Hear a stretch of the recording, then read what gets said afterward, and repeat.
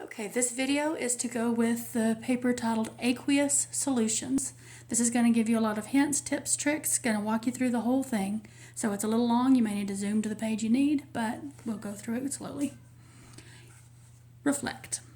Here is an interesting activity to try with your friends. Fill a glass to the brim with water. Then, guess how many pennies you can drop in the glass before the water spills over. Once everyone has guessed, begin dropping pennies one by one into the center of the glass. Keep count as you make your additions until water begins to spill over the side of the glass. Alright, so I have my glass, and I didn't quite fill it up yet. Let me fill it all the way to the brim. I don't want to run it over, but I don't want to leave any extra room. I think that's as much water as I can fit. So now I have several pennies. Be sure and make your guess. How many pennies am I going to put in here before this runs over? 1, 2, 3, 4, 5, 6, 7, 8, 9, 10. Throw some more here. Let's have a little bucket of coins, and I just poured it out on the table, so I'm pulling the pennies out. 11, 12, 13, 14, 15, 16, 17, 18, 19, 20,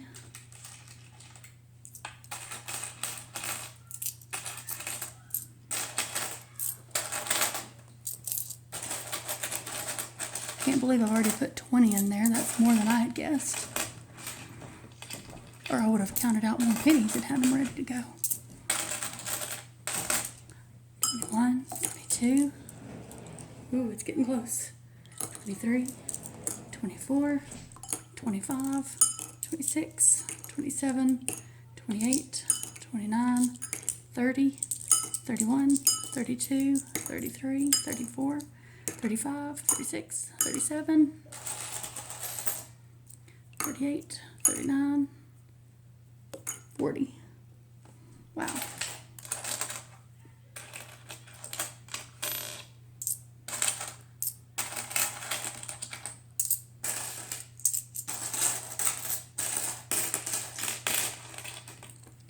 Forty-one, 42, 43, 44, 45, 46, 47. There it was. It splashed over the side. I fit 47 pennies after it was full into the cup. Why? Why was I able to do that? Why was I able to put 47 pennies? That's a lot of pennies.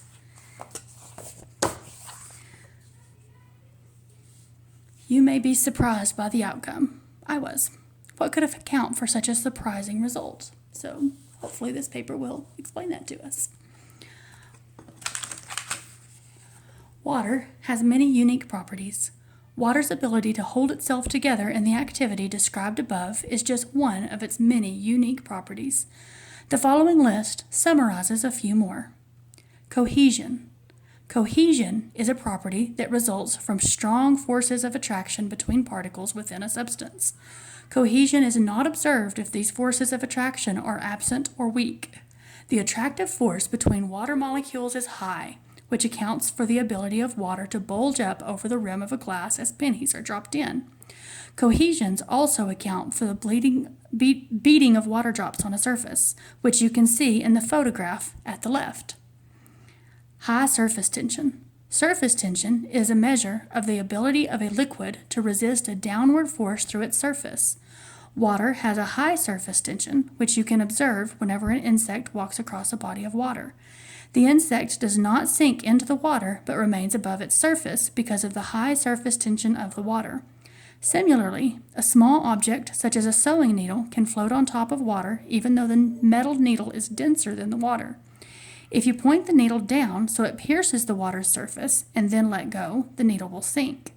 Laid horizontally on the water's surface, however, the needle floats. High surface tension allows the insect to walk across the liquid water. High boiling point and high freezing point.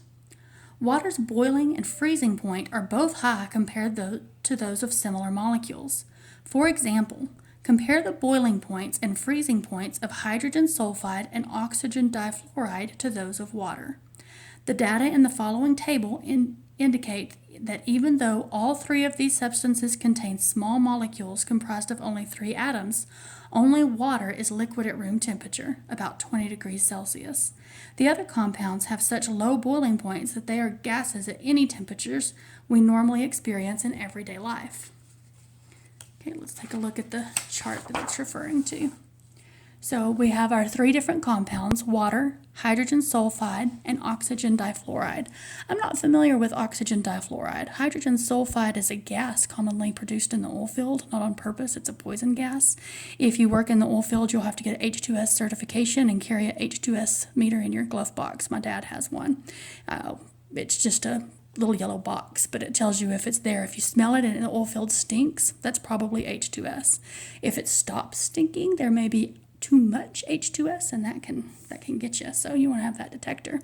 So what they're wanting us to look at here is the boiling points. Look at the boiling point, -60, -145, whereas water doesn't boil all the way until 100. So that's an extremely high boiling point comparatively. This one, negative, and 0. Water freezes as a very high temperature for its freezing point. I know we think of freezing as cold because that's when we get cold, but compared to a lot of other things, that is a really high freezing point. Okay, next is high specific heat. The specific heat of a substance is a measure of the amount of heat energy that must be added to that substance to raise its temperature. Water has a high specific heat, which means that a large amount of energy must be added to cause a small change in its temperature. Because water covers more than 70% of Earth's surface, its high specific heat plays a critical role in regulating climate on our planet. If water specific heat were lower, oceans and lakes would be much warmer during the day and cooler at night. This would have a similar effect on air temperatures around the planet. Low density in the solid state. Ice is less dense than liquid water. You observe this every time you see ice floating in water. This property has important implications for aquatic environments where climate is cold enough to cause freezing in winter. Because ice floats, lakes and ponds freeze from the top down, and plants and animals can survive the winter by living in the liquid water under the ice. Although the surface of a lake freezes solid in winter, the water underneath remains in the liquid state, allowing many organisms to survive despite freezing temperatures. Solvent properties.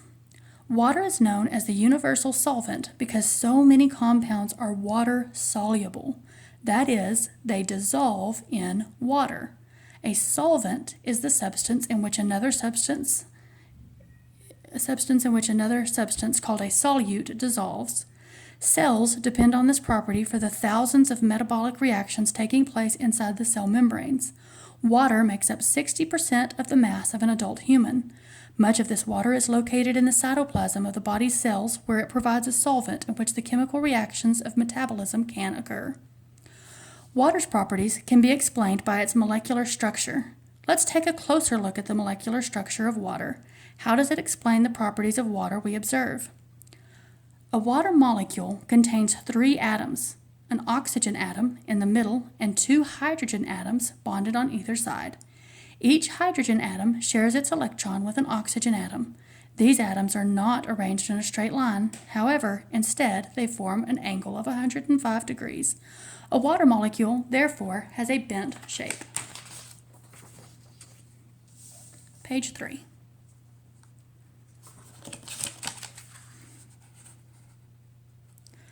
Partly because of its bent shape, and partly because hydrogen and oxygen do not share their bonding electrons equally, a water molecule has areas of partial charge.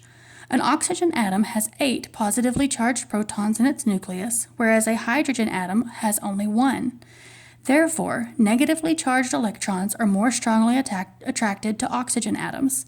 As a result, the shared electrons in a water molecule spend more time around the oxygen atom than they spend around the hydrogen atom. This gives the oxygen atom a partially negative charge, while each hydrogen atom has a partially positive charge.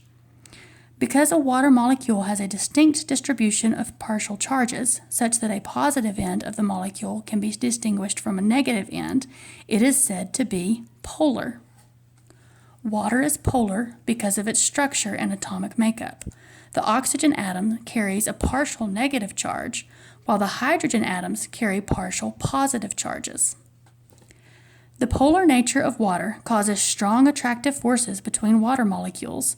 More specifically, these strong attractive forces result in hydrogen bonds, which form between the polar nature of water causes strong attractive forces between water molecules. More specifically, these strong attractive forces result in hydrogen bonds, which form between pairs of water molecules.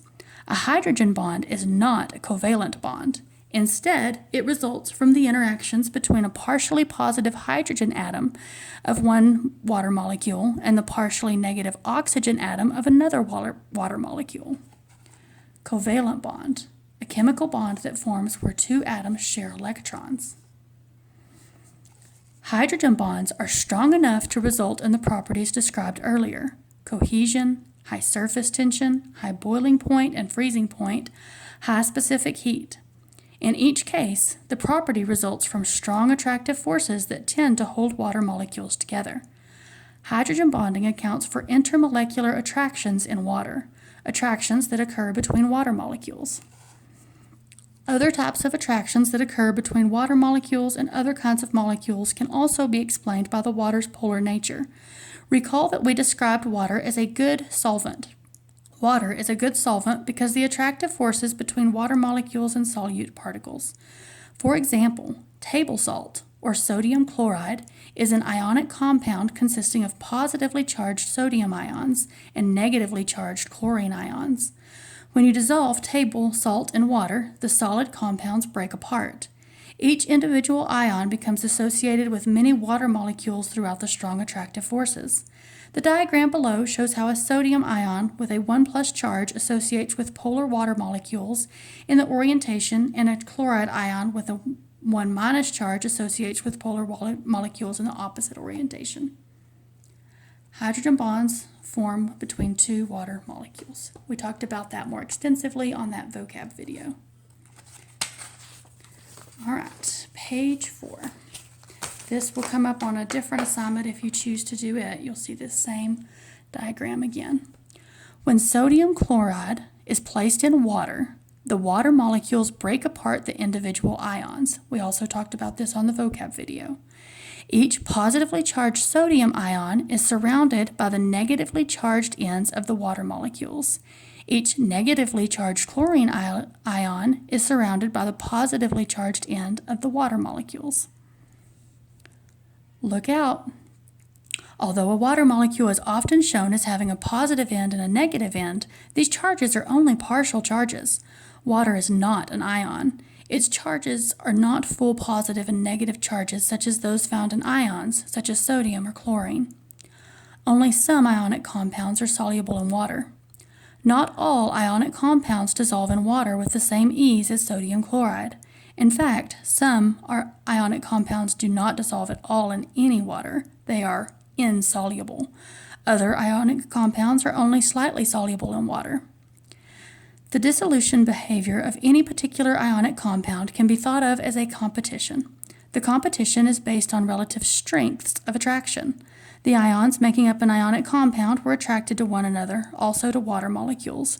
Whether or not a compound dissolves in water depends on which of these forces of attraction is greater. Lead iodide is insoluble in water and forms a distinctive yellow precipitate. This is one that we would have gotten to do in class. You take two clear liquids, it's just two solutions, they look like water. They're not, but they look like water. And when you mix them together, you get this bright yellow solid that sinks to the bottom. In some cases, the ions are more strongly attracted to one another than they are to water molecules. In these cases, the ionic compound forms a precipitate in water. You can see the precipitate clearly as a separate substance in the water.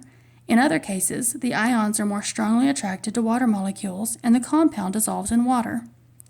By running many experiments, chemists have developed a general list summarizing the water solubility behavior of many compounds. The following compounds are mainly water soluble. All right, so let's take a look at how this chart works.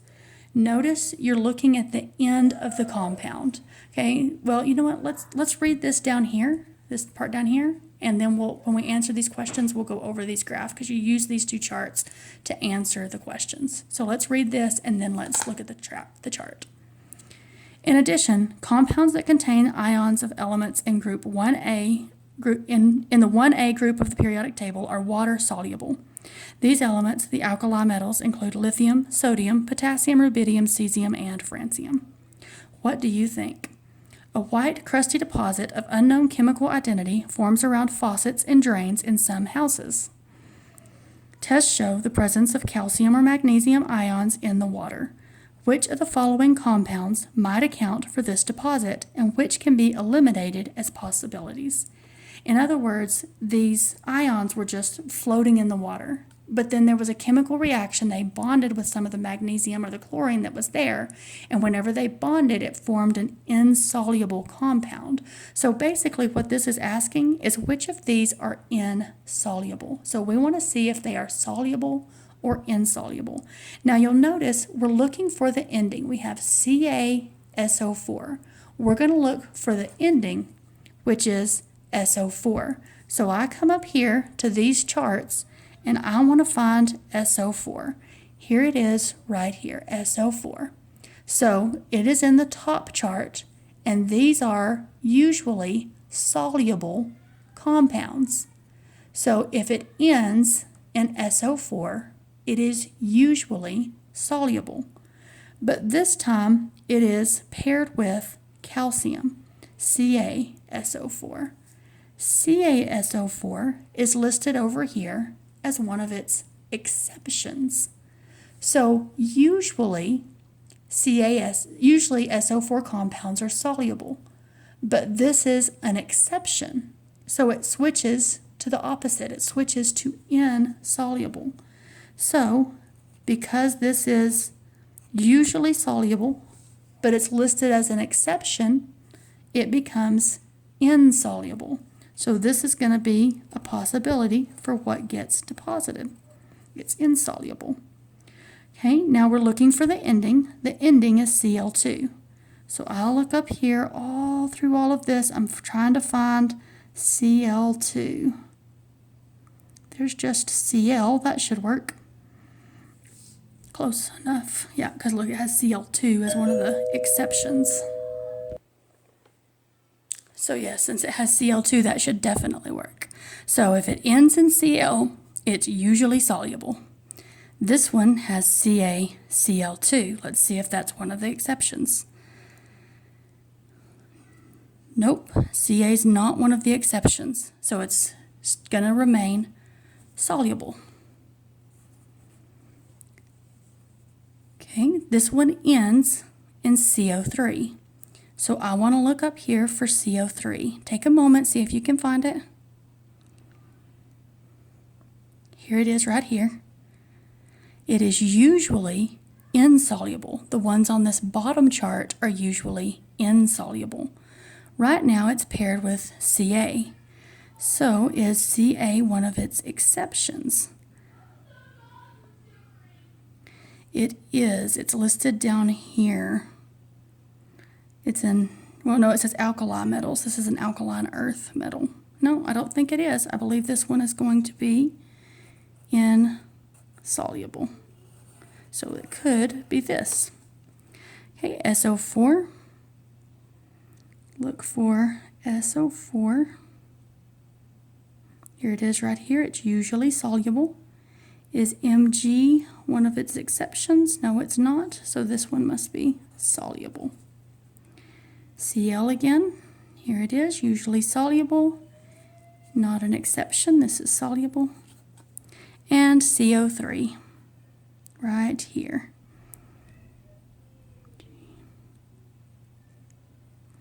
And magnesium is not one of its exceptions, so this one remains insoluble. Now, notice that one, CO3, is usually insoluble It's not one of the exceptions.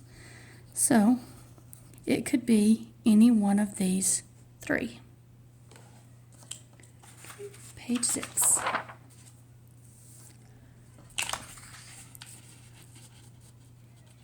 What do you think? Getting technical. Solubility and wastewater treatment. Wastewater is water that has been used and discarded. Wastewater is generated in homes, schools, businesses, and factories. The majority of contaminants present in wastewater must be removed before the water can be released back into the environment. Wastewater treatment plants have been designed to carry out this task. These plants generally use multiple steps to remove various types of contaminants. One removal technique involves the addition of ions that form insoluble precipitates with metal ions. This precipitation method is particularly important in the processing of wastewater coming from industrial sites. Adding hydroxide ions to heavy metals such as copper, nickel, lead, chromium, and cadmium can precipitate the metals. Once precipitated, a filtration process can collect these metal ions. Sediment tanks at a wastewater treatment facility allow precipitates to be separated from waste liquid. All right. What do you know? Place the following terms in the correct location in the table below. High specific heat, low density in the solid state, cohesion, surface tension, good solvent properties. All right, let's read this first one. Water provides an environment inside a cell that allows many chemical reactions to occur. This is good solvent properties.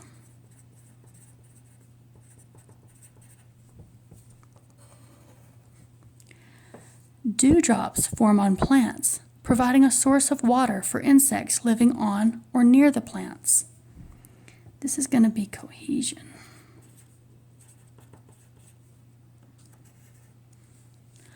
Water temperatures in a lake stay relatively cool even though a heat wave makes their air temperature very hot. So water staying the same temperature, it takes it a long time to heat up or cool down. This is because it has a high specific heat. Having a high specific heat just means it takes a long time for it to heat up and a long time for it to cool down. Leaves falling from trees in autumn land in a stream, but do not sink to the bottom where they would accumulate and clog the water flow. Okay, so leaves floating on a pond, that's going to be surface tension.